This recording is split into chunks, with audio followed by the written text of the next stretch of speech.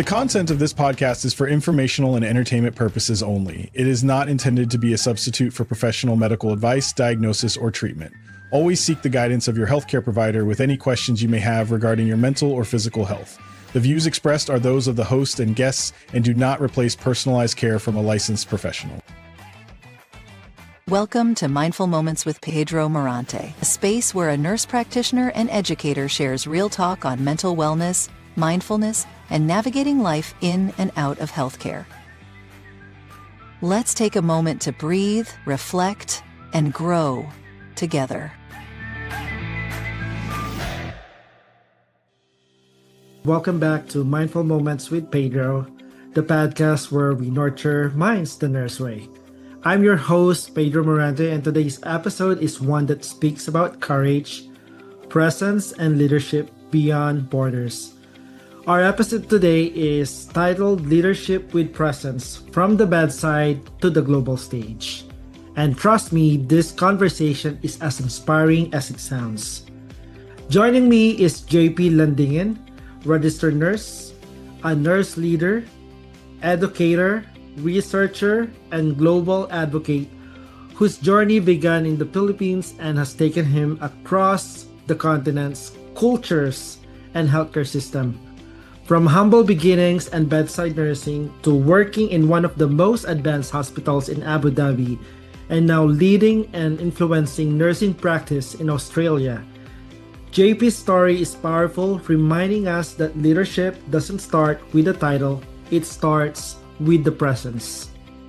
In this episode, we talk about what it literally means to lead when you come from a small town with limited resources, how to find your voice when your authority is questioned, and how moments of doubt can shape not just your career but your purpose. We'll explore the realities international nurses face, the gap between nursing education and the real world practice, and why visibility and representation in nursing leadership are critical for the future of healthcare. JP also shares his journey grew beyond himself, leading to the founding of ENAG or ENAG, empowering nurses across the globe, a movement dedicated to uplifting nurses whose voices are often unheard. This conversation is honest, reflective, and deeply human. Whether you're a nurse, a leader, or someone who's ever felt unseen or underestimated, this episode is for you. And to wrap things up, stick around for our rapid fire questions where JP shares one word about his younger self needed to hear a leadership lesson where he learned the hard way, how he recharges after tougher days, and what's still working on personally. So take a deep breath, get comfortable, and join me as we dive into this powerful conversation with the one and only Jaypee Landingin all the way from Australia. Hi JP. Hi Peter, and hi everyone. It's nice having me here, and it's so flattering to be interviewed by Peter and to have this voice, and I'm very excited to share my story to everyone. Yes, we're so glad that you're here too. Aside from your LinkedIn presence and social media presence, when people ask you what you do for work, what do you usually say and how do you explain what you really do, JP? Normally, I usually say I'm a nurse and a healthcare leader, but in reality, what I do is I help shape the healthcare system.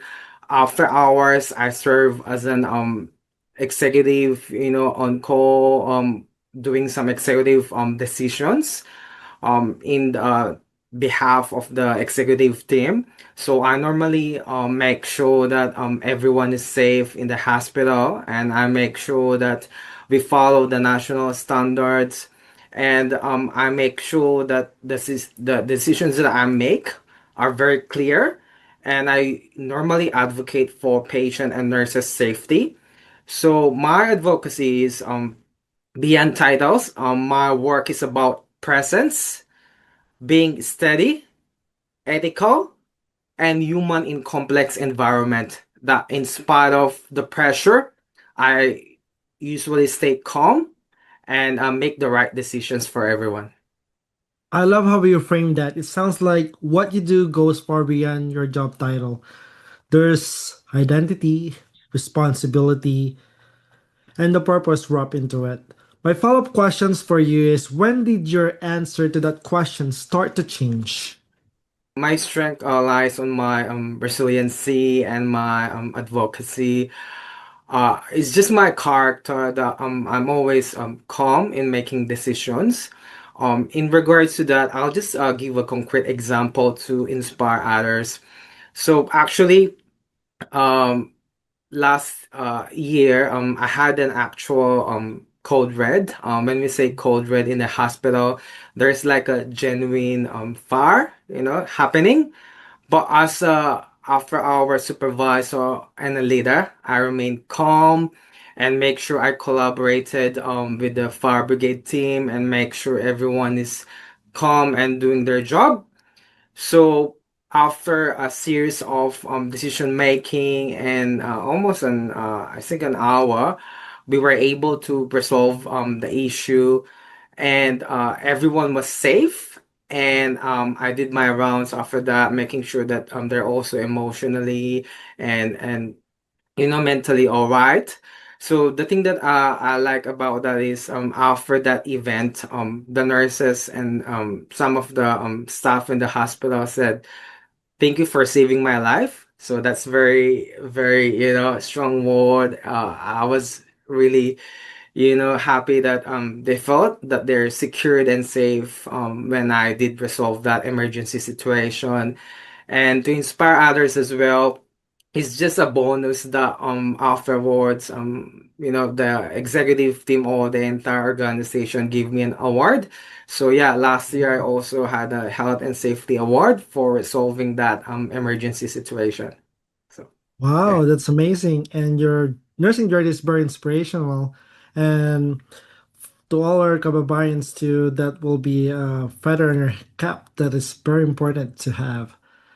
And congratulations on what you do. But do you think nurses like us undersell what we can actually do when we describe our work? Actually, there are moments that when we say our work being a nurse, there's a bit of prejudice about that. And it's across culture and across the globe that's happening when we say we're nurses. That's one of the reason why I founded ENAG or Empowering Nurses Across the Globe because one of its values is to uplift and empower everyone to say that nursing has a discipline. It's a discipline of profession. It's not just a calling, but we have a body of science and that we can contribute to the healthcare policy and in implementing some systems that can improve our healthcare. That's great and well said. I agree with you that nursing is really like an art and science that also creates an impact and influence the community. At the same time, we are number one trusted healthcare workers for several years, and I really agree that we have a nursing voice that we can take it to the global stage, not only to our local community. Now, how does presence show up in your day-to-day work now? So in my day-to-day job, because my motto as a leader is I lead by example. I always make sure that I'm present and I'm always on site whenever they need me. A concrete example, if they have, for example, a conflict with a patient, or there's a big drama happening, like a cold gray. When we say cold gray, there's like in here, there's a bit of happening, on harassment, from difficult patients or difficult family member.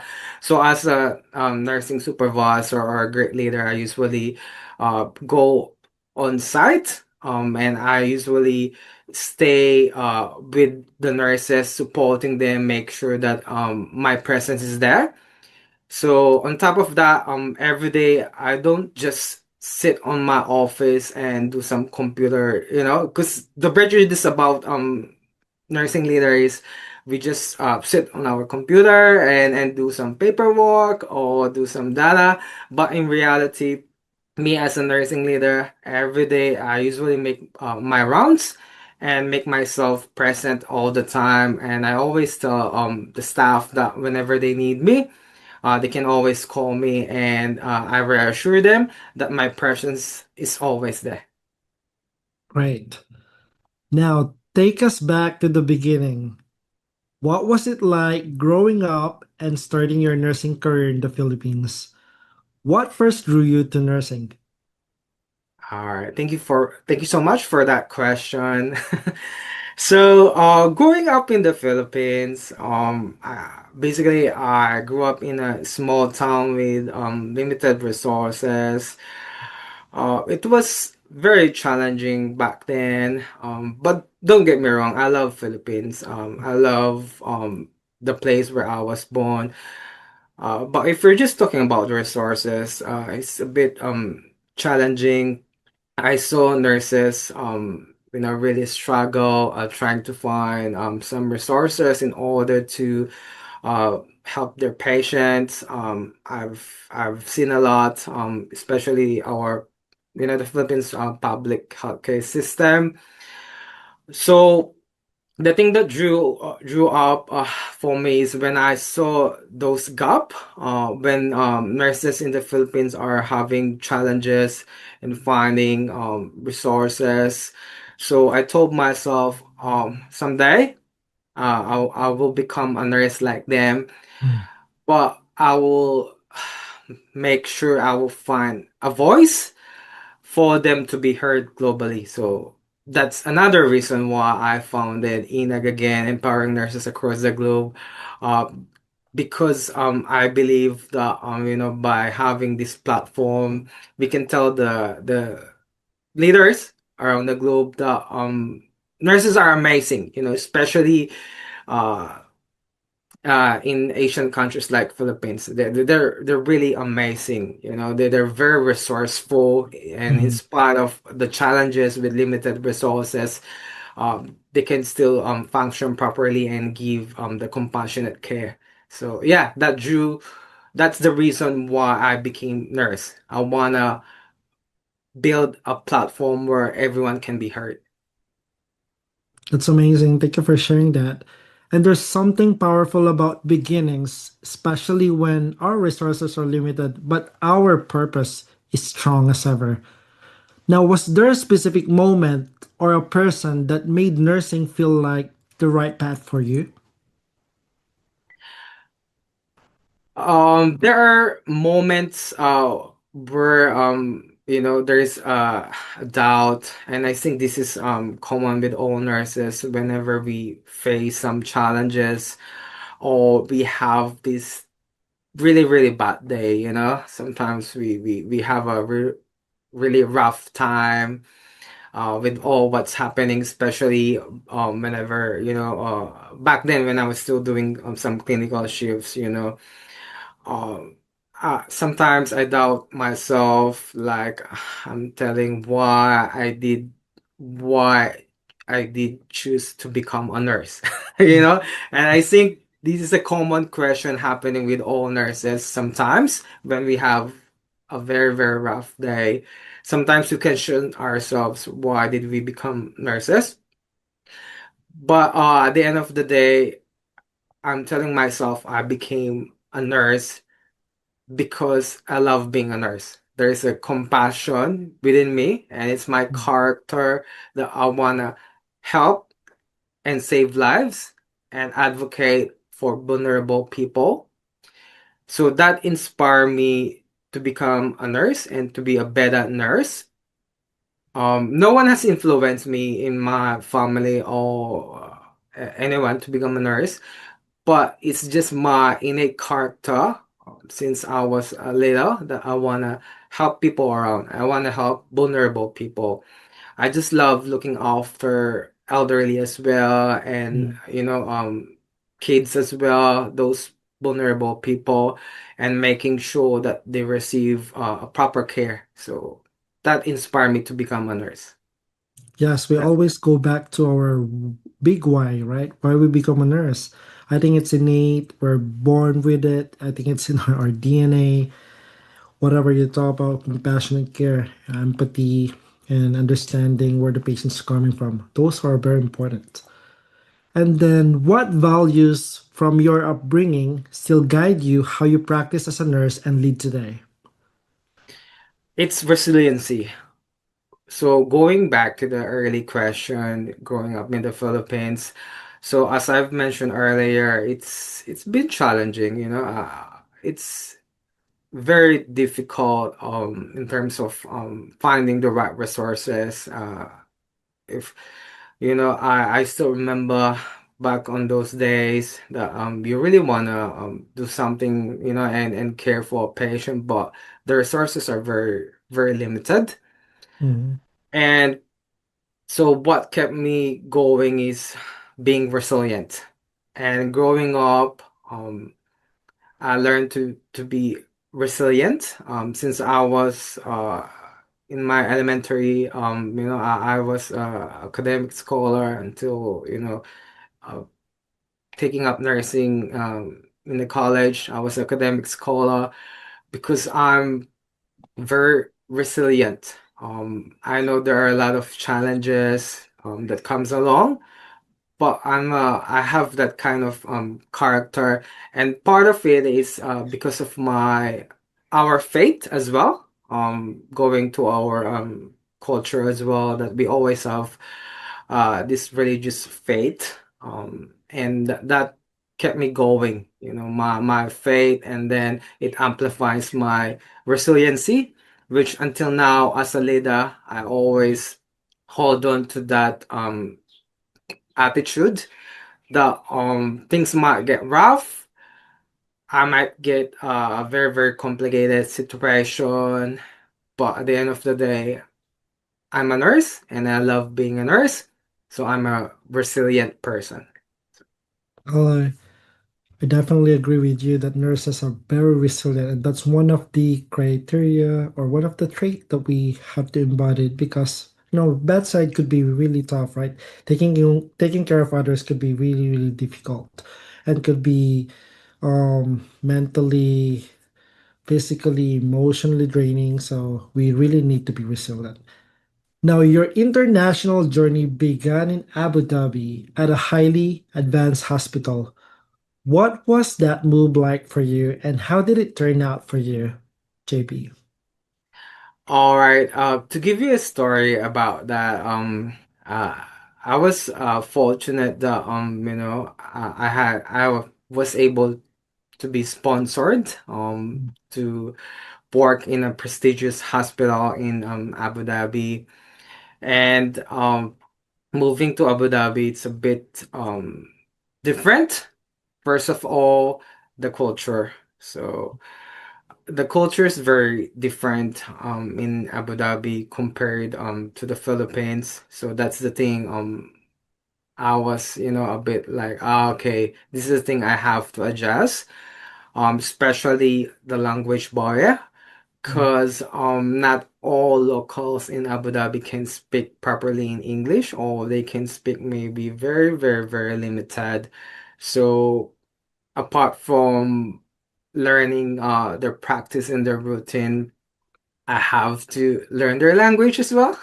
mm, And we all know communication is very important, especially when looking after a patient. And that's the barrier practicing in Abu Dhabi, because most of the locals they speak Arabic, and that's the thing I have you know, had difficulty. But because I'm a fast learner, and as I've told you, I'm an academic scholar, so I'm just fortunate that I was able to adjust very quick to their language and to their culture. So I was able to give out my best practice care.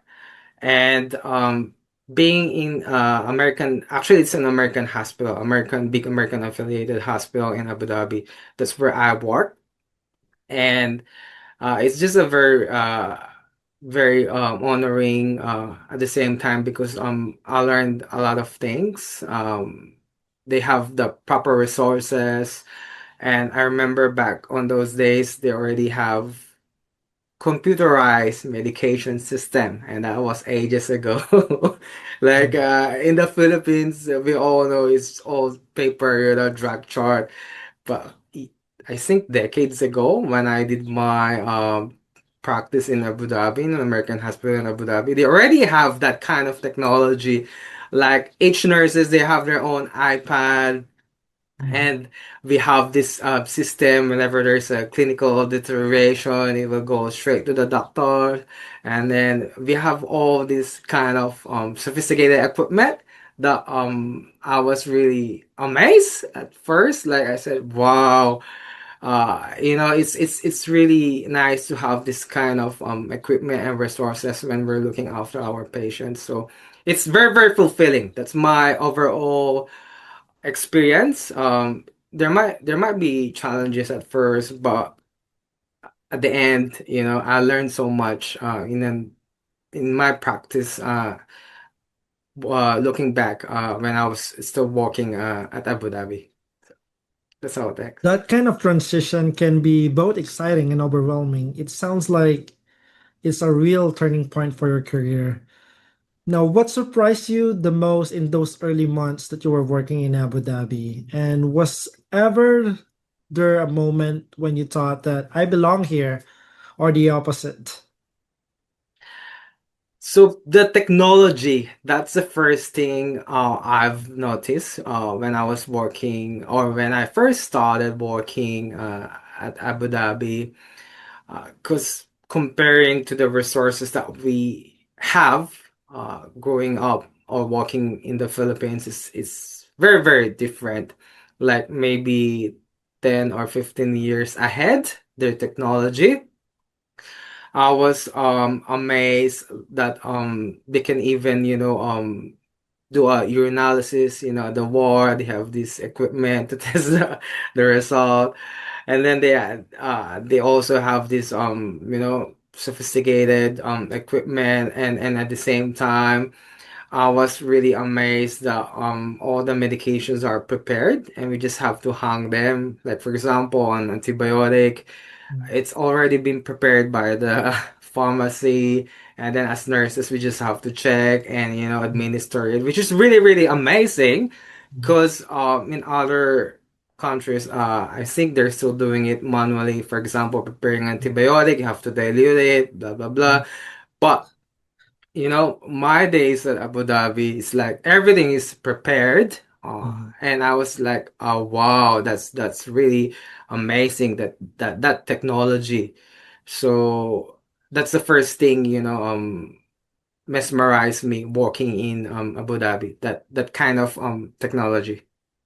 Yeah, they're so advanced, and that's great that it's the US system or in the advancement of technology has been well implemented there. Now, how did that experience stretch you professionally and personally? So after experiencing that kind of technology, it shaped me further to be more empowered. So I believe technology can be used in a good way to strengthen our healthcare system. So that kind of technology further encouraged me or motivated me to learn more, to study more, and to have some trainings and seminars about the advancements of our healthcare system. That's the turning point. I told myself, okay, nursing in general is evolving. It's not only limited to the usual or the traditional practice. It's evolving and adapting to the technology. So I told myself, okay, this is a turning point now.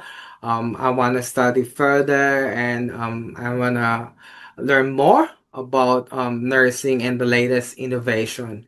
So in order for me to give the best practice to the patients, I need to learn more about the advancement of nursing, the technology, and the innovations. Yes, and as a nurse, we are exposed with different innovations and technology is here to stay. Part of that one is presence of artificial intelligence too, which are widely implemented now through healthcare system. Now, Coming from a small town with limited resources, did you ever doubt yourself or feel like you had something to prove? Absolutely. There was moments of when I felt that I had something to prove, especially coming from a very small town and then leading one of the prestigious hospital here in Australia. There were moments of doubt and moments of questions saying that how can I lead these people if I grew up in a small town and they're locals here or they've been nursing here for longer than I am. But as I've told you in our early discussion, part of my character and attitude is being resilient. So being resilient, that gave me the strength to work hard and to prove that someone like me who grew up in a small town can lead and empower others. So I've done that by first, of course, upscaling myself. I had some training, seminar, leadership. I was being sponsored for leadership training. Mm. I had my master's in nursing, my postgrad, and I've done a lot of projects, and I empowered myself. So that's the way I overcome my doubt by upskilling myself and by undergoing further trainings and development, and then proving myself that I can be a leader, that I can show them a good example of a leader who has the knowledge and the skills to empower them. So that's how I was able to remove that doubt by upskilling myself and by proving them that I can lead and I have the knowledge and skills. That feeling of having to prove yourself is something so many listeners of this podcast will relate to. So thank you for that. Now, what did self doubt sound like in your head back then? It sounds like, can you do this? Those kind of questions on your mind that can you able to lead these people? Especially as I've told you, some have been nursing here for a long, long time, or most of them are locals. They might know the Australian healthcare system compared to me. Those are the questions popping on my mind that how can I lead them if if they've been here longer than I am.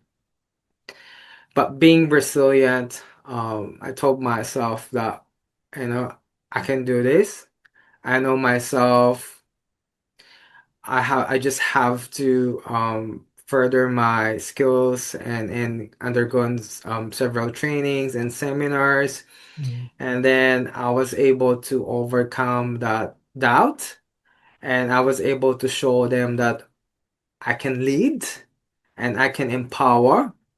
So, uh, a concrete example is there are some moments, back then when I was still starting here, they're saying that can you do this? Can you do that? Do you have the skills?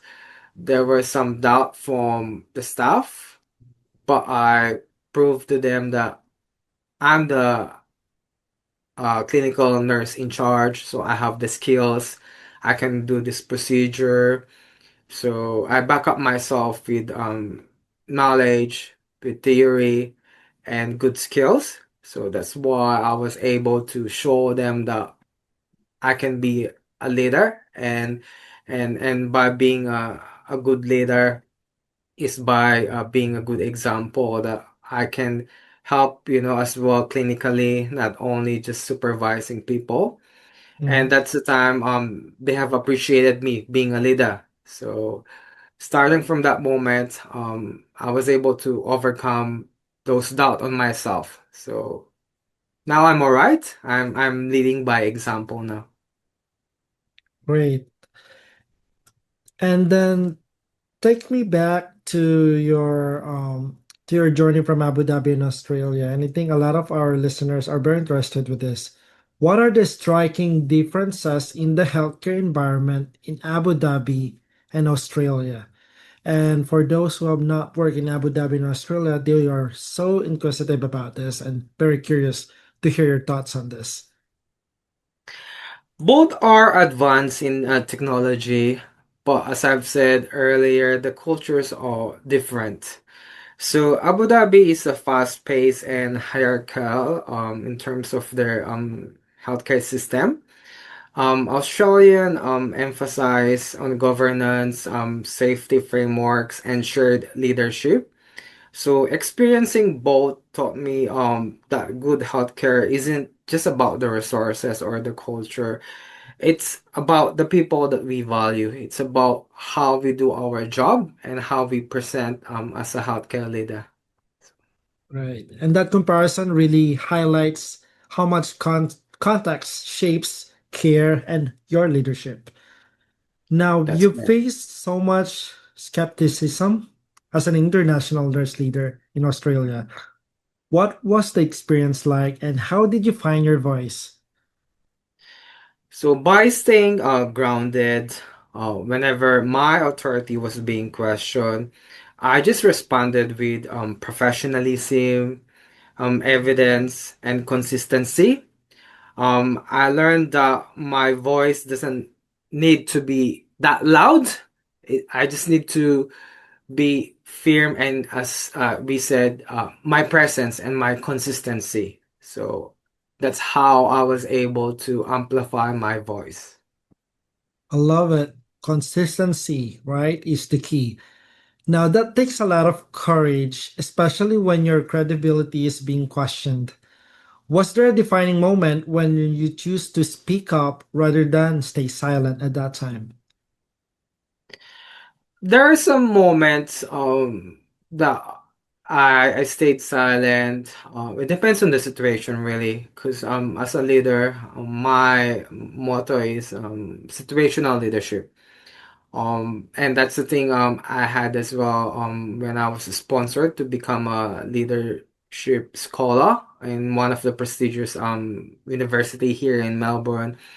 So when I say situational, so it depends. There are some moments that I have to be silent for the voices of others to be heard, but there are some moments that I have to speak out whenever you know the policy and procedures are not being followed.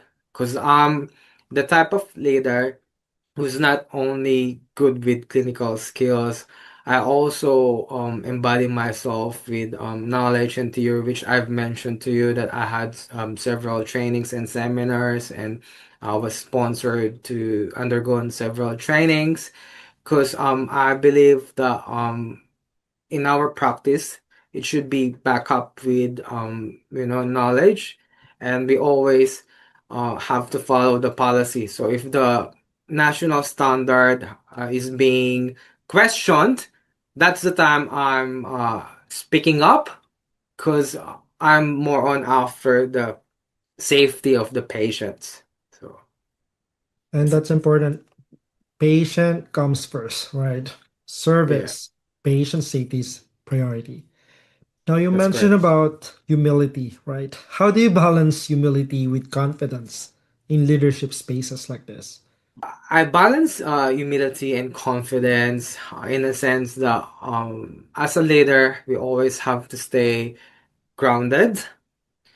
We have to show people that, you know, their voice matters as well, that we listen, that we have to listen always because they have to be heard and the people need to be valued.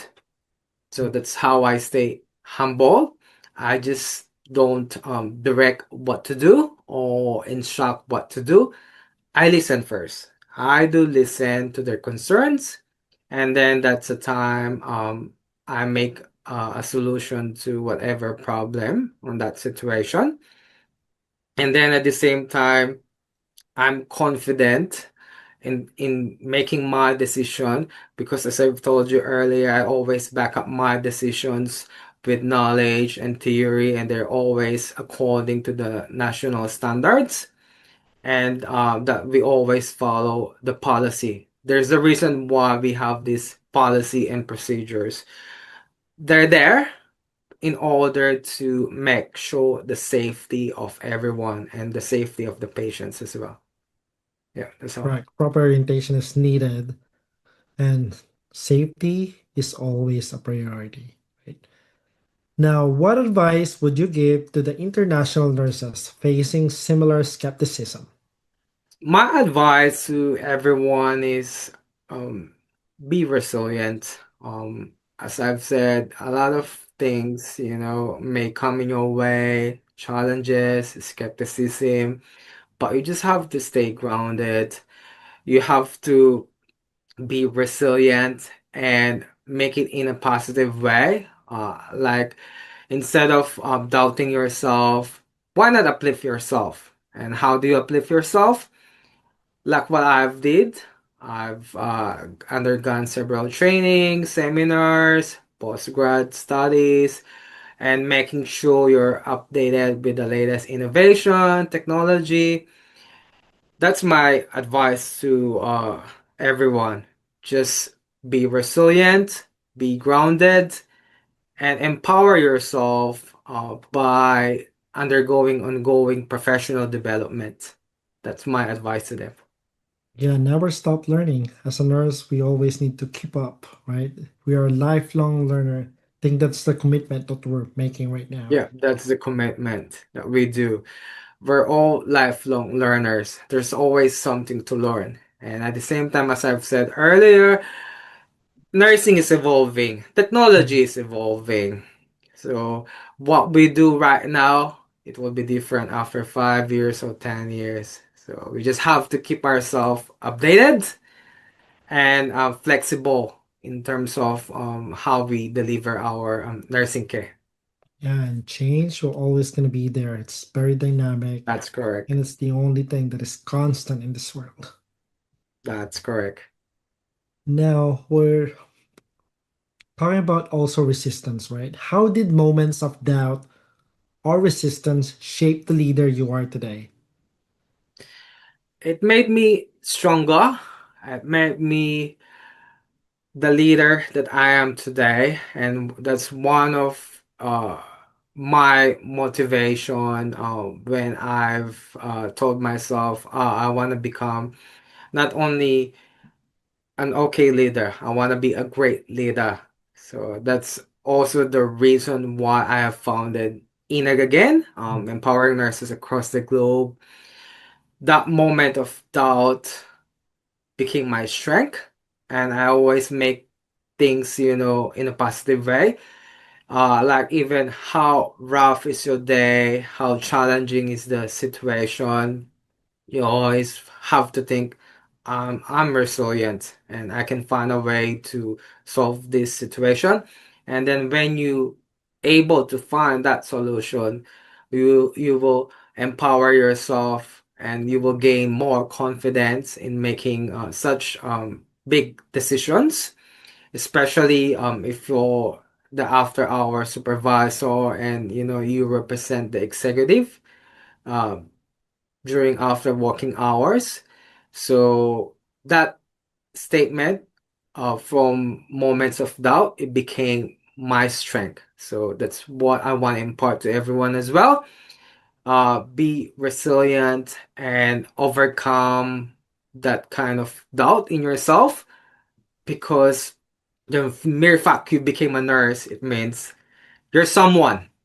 You're Mm. someone who has studied, who has undergone several trainings, and you're someone who really has that fire or that passion in looking after patient and leading people as well.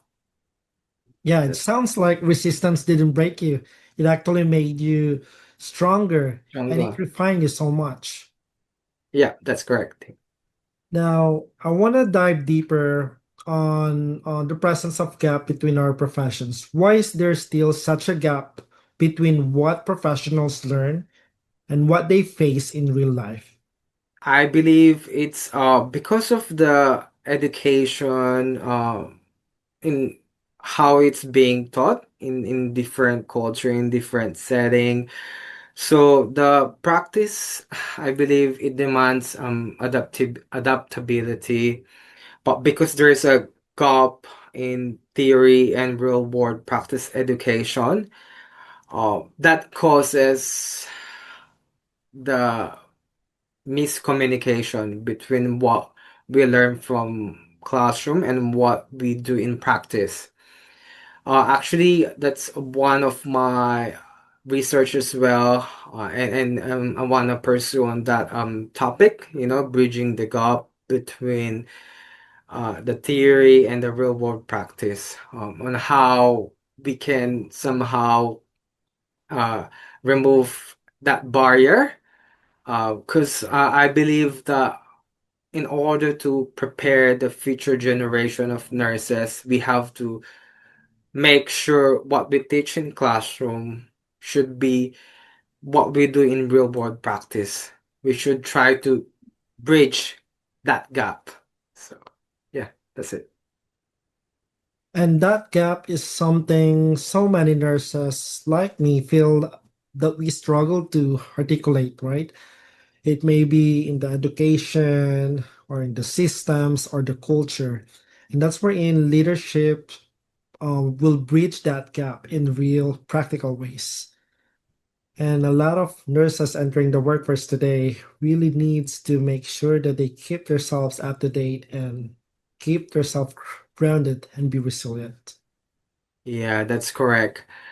That's the importance of being a good leader in order to bridge that gap, might be gap in the education, or as you said, the cultural setting, or depending on the background of the nurses or your patient. But if you're a good or a great leader, you can bridge that gap and making sure you everyone gives the best practice and best service to the patients. Yes, we're all about that. We're patient-centered care. Now, we wanted to celebrate you here at Mindful Moments with Pedro. When did you realize your journey could help uplift nurses globally? I've realized that, when I started how being asked by my co staff member and colleagues, that they're being like amazed of what I do, and because in my line of work, I'm not just supervising staff member. I always encourage or motivate them, to upskill themselves. And I always see good potential on someone. I always recognize what can they do, and what are their strengths that they can amplify in order to become a leader. And it turned out that it became really powerful that most of the people I have spoken, they eventually became nurse in charge or educators. They were able to amplify themselves. Some even, was nominated to have a nursing award. So that's the defining moment. I said, "Oh, okay, so if I can do it in my line of work right now, why not make it globally? Why not make a global platform, which is the empowering nurses across the globe, where I can uplift, recognize, and empower nurses that their strength will be amplified across the globe, and together as a collective strength, it will change and have an impact with our global healthcare system, and how we perceive nursing in general." And that realization that your story isn't just yours, right? It is incredibly powerful. Now, was there a specific message or moment that sparked that awareness? And how did you step into that role change for your sense of responsibility? So that's Remarkable I want to import is everyone matters. All your story, all the story and advocacy of nurses, they all matter. That as a collective voice, we strengthen the healthcare system, that everyone deserves a recognition, that everyone has a voice, and everyone is significant um in improving how we look after our patients. So that's the message I want to impart to everyone, and that you're not just a nurse, because this is the thing I wanna uh erase as well. That's why I founded ANAG, or Empowering Nurses Across the Globe. You know that term, you're just a nurse. You just have to follow the doctor's order, or you just have to follow what's being instructed by you, by the higher authority. No, we are nurses and we have a voice, and our advocacy matters across the globe, that together we can amplify the betterment of our healthcare system, and we can shape policy procedures, and we can contribute to quality projects that can improve and save the lives of many people across the globe. Well said. And I would like to also explore, are there any fears that did you have about stepping into a global space? Like some of our companies will be like, oh my God, that's a global space that I'm going to proceed with. Was there ever fear that comes with it? Absolutely. Like if there's doubt in your early question, there's also fear as well at the same time. Because at the end of the day, fear is part of human emotion. There's always fear. When I founded ANAG, the global platform, there was a fear that will it be accepted by many, or I was feeling that fear of no one will support my global advocacy, that no one will try to at least support me or become a member of ANAG, that they will just ignore it. But surprisingly, I was amazed as soon as I've started creating that global platform.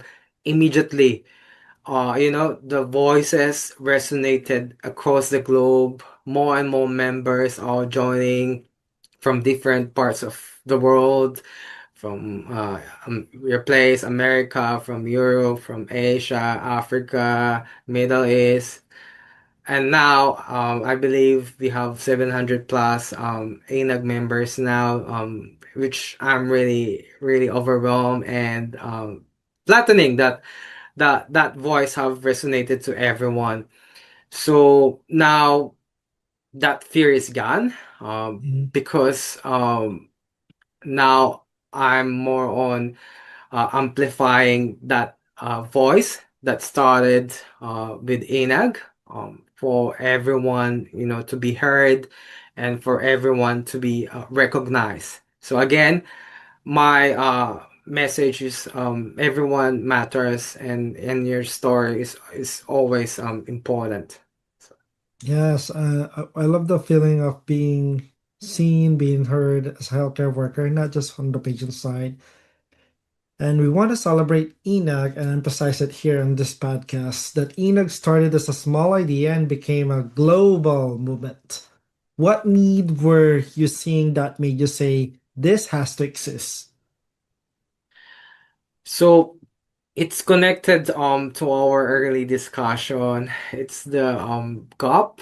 There's a big gap across cultures, across setting, about nursing itself, because most of the time, there's a prejudice that nurse is just a nurse. You just have to follow what's given to you. You just have to follow the doctor's order, and that's it. You don't have to question. You just have to follow. And at the same time, as I've told you in our early discussion, growing up in a small town, I've seen the challenges, and I've seen how nurses work, they're really, really amazing. It's not easy looking after the day-to-day lives of, spending hours and hours looking after a patient. I've seen their struggles. I've seen their cries, their failures, their rejections. So that made me uh, feel like, okay, it's time for nurses to be seen. It's time for their voices to be heard. So that's the importance of having INAG, this global platform where everyone matters and where everyone can be heard. And as I've said earlier as well, nursing is just not nursing. We're a body of science and knowledge as well, and we can contribute in modifying and improving our healthcare system. And in line with that, that's also the reason why recently I have published a book inspired by Enoch, and I'm really overwhelmed and thankful for all those people who have supported the book. So it can be found in Amazon.com. And yeah, that book, it amplifies the voices and the story behind Enoch. So Yes, that's that's it. great. And your book is available on Amazon. So for all the listeners out here, please make sure to secure your copy. Then probably if we see you, please make sure to have it signed in person. Yeah. Now you For sure didn't I just will. see a gap and you responded to it, right? You're wearing so many roles right now. Now, what were nurses around the globe telling you that stayed with you? They're telling me that Inag is very important, that they find it a good platform because they resonated. They also wanted to be seen globally, which is that's the reason why I founded Inag. I want them to be seen. And there are some comments as well saying that it motivated them to further their studies, to have their PhD, or some even commented that they wanna undergo several trainings because they could see inspirational leaders, scholars, educators like you, Peter. You're very inspiring. So, and a lot of INAG members or outside non-members are commenting that those leaders are very inspiring and they take them as a good example, and that's very flattening on my side because that's one of the reason, one of the values of ANAG is to empower and uplift others as well. It's not only recognizing, but it's also empowering others and making sure that they're motivated, that they can do something about it, that they're not just a nurse, they can just they can empower and they can help in modifying and for the betterment of the nursing healthcare system. Yes, and we can soar beyond what our profession is, right? There's so much nurse influencers out there making an impact to the community, and we could do so much as a nurse. We- Yeah, that's correct. Now, we're going to talk about visibility, right? Why does visibility matter so much right now with this generation for nurses and for our healthcare's future? I believe visibility matters because it helps strengthen your voice, and it helps amplifying your advocacy. And that's also one of the reason why I founded a global platform. I founded ANAG is to create visibility for others so that their story can be seen globally. It's very important, especially during this generation, because this generation now, we have a lot of social media, and the good thing about it is, we can have that visibility of nursing advocacy to spread out across the globe. So it's not just limited on a geographic area now. Now, by using visibility, we can advocate for the betterment of our healthcare system in a global scale. So that's why it's very important to have visibility as well. I agree with you. Visibility isn't just about being seen. I think it's also about being valued. Like a lot of nurses also wanted to stay in their job or where they at because they are not just seen, but they are valued by the community.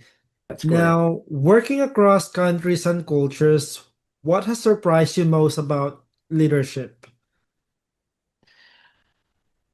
So working in different cultures, what surprised me is your leadership should adapt to your cultural setting. So my leadership when I was in Abu Dhabi is different to my leadership here in Australia because of that cultural differences. Both are great. Both are rich in culture, which is really, really amazing. But as a leader, you have to adjust depending on the uh, cultural context that you're handling. For example, in Abu Dhabi, as a leader, you have to be mindful about their culture, their Muslim culture as well, their practices, and their prayers as well. You have to be mindful with all of those. You have to adjust the way you lead your team. And in Australia as well, we have a different kind of way of doing it. So that surprised me when I started being a leader in different countries. I've seen that, okay, being a leader, you have to adjust to your setting, to what kind of culture you're handling. And in line with that, that's the message I want to impart to other nurses as well. That situational leadership is very important because it depends on the cultural setting that you're handling or managing. That's Thank all. you, JP. And we want to make sure that situational leadership can be applied to wherever setting we're at. Now, you're doing so much, you're in the global platform right now, JP.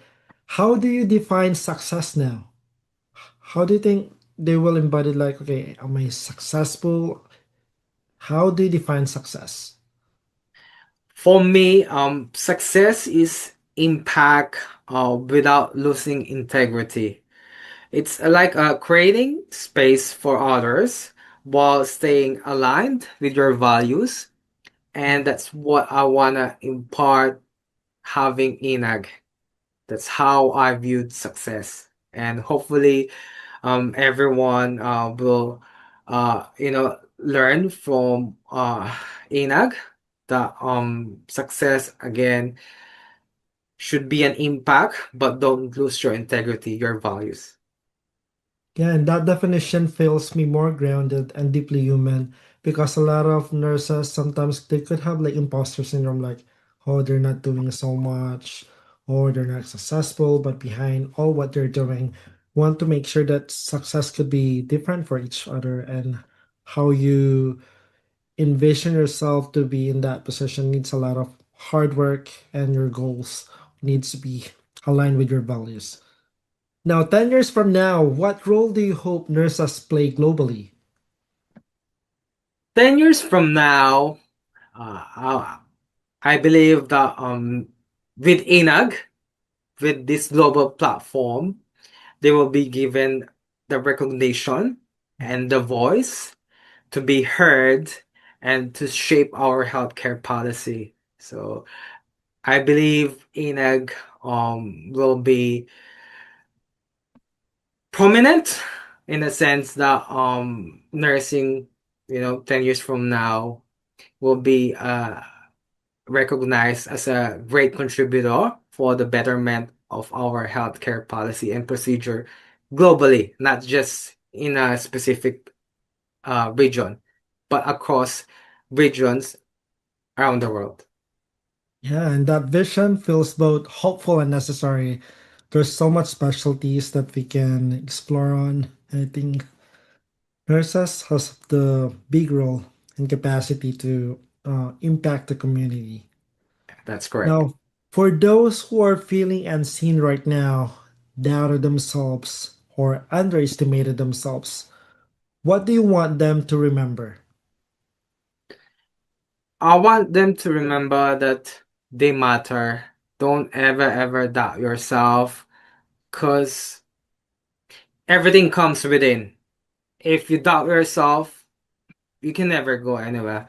So, but if you believe in yourself, you can uplift not only your success, but you can uplift others. So, basing from my experience that I want to impart to everyone, as I've told you, I grew up in a small town with limited resources. I have this doubt, I have this fear, this rejection, this failure, but stay grounded, be resilient, and always believe in yourself that you can be that someone who can lift others, someone who can save lives, and someone who can inspire other people to succeed as well.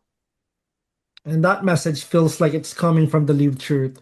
And I would like to make sure that all followers and listeners of this call, please make sure to subscribe and also like Enag. Okay, you can find JP in all the social media platforms. Particularly, can you invite our listeners and podcast followers, JP? Where can they find you? Hi everyone. You can follow me in LinkedIn. You can just type my name, Jaypee Landingin, or you can just type, empowering nurses across the globe. I have my Instagram as well, and I have the Facebook in a page. So just recently launched this week, which is really exciting, and there's already 100 followers on that page, which is really amazing. So if you can also please follow me not only in LinkedIn but on Facebook. So you just have to type empowering nurses across the globe, or ENAG, ENAG, and then you can find the global platform. This is for everyone.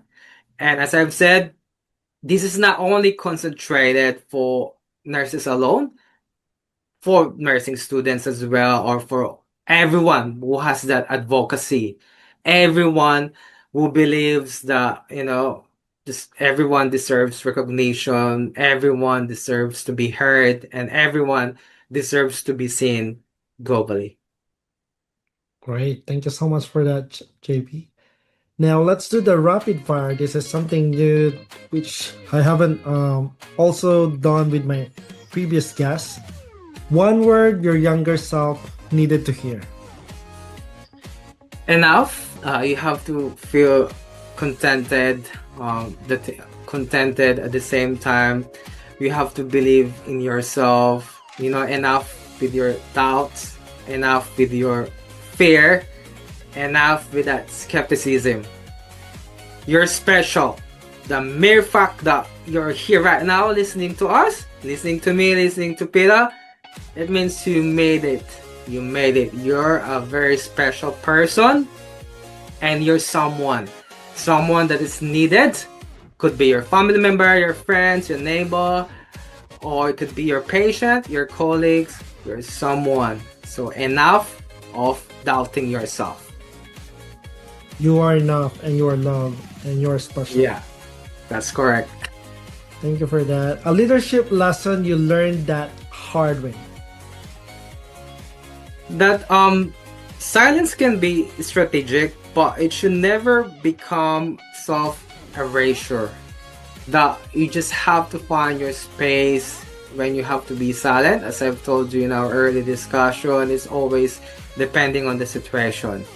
So you have to know the situation where you speak, but you have to know wherein there's a situation, you just have to listen. You have to balance humility and confidence, as in line with our discussion earlier. Right. How do you recharge after a tough shift? What makes you bring back to yourself, JP?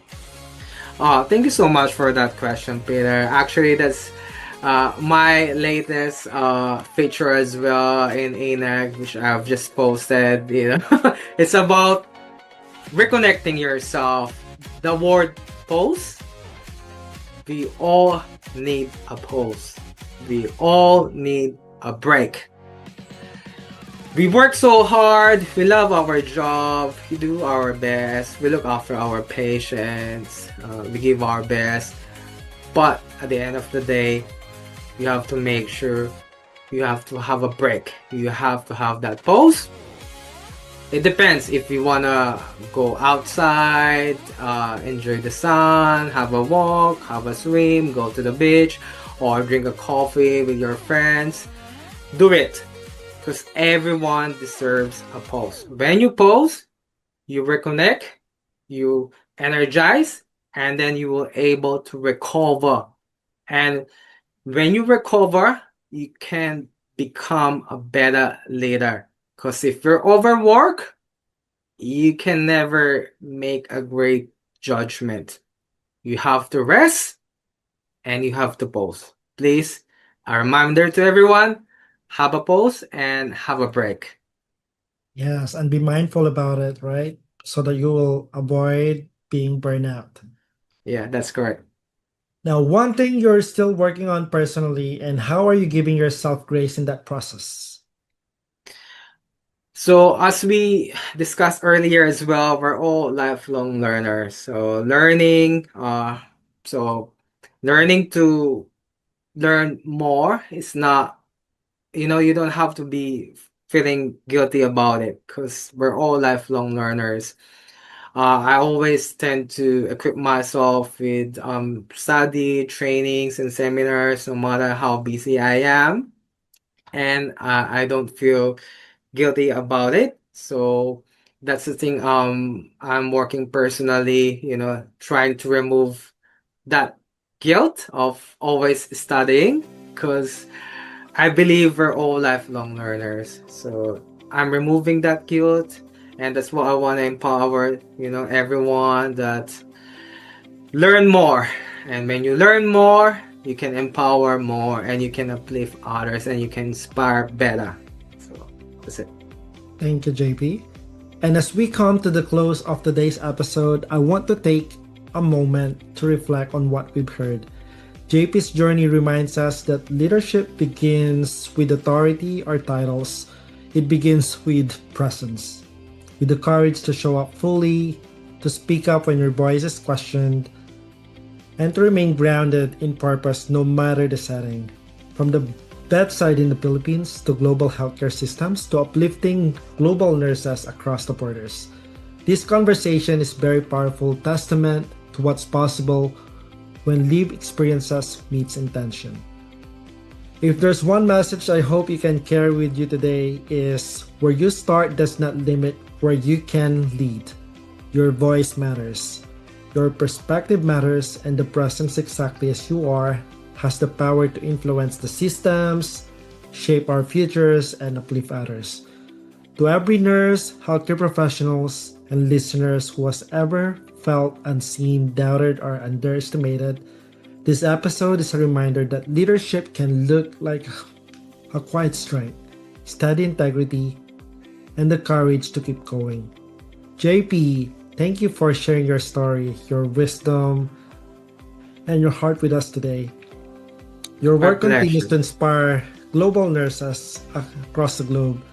And to our listeners, thank you for spending this time with us. If this conversation resonated with you, I encourage you to share it with a colleague, a friend, or someone who might need this reminder today. This has been Mindful Moments with Pedro, Nurturing Minds the Nurse Way. Until next time, stay present, stay grounded, and keep leading from where you are. Thank you, JP. Such an amazing conversation. Thanks for listening to Mindful Moments with Pedro Morante. Be sure to follow the podcast so you'll never miss an episode. If you find value in our time together, leave a quick review. It helps more people discover the space we're creating. For updates and more reflections, follow us on social media. Until next time, take care.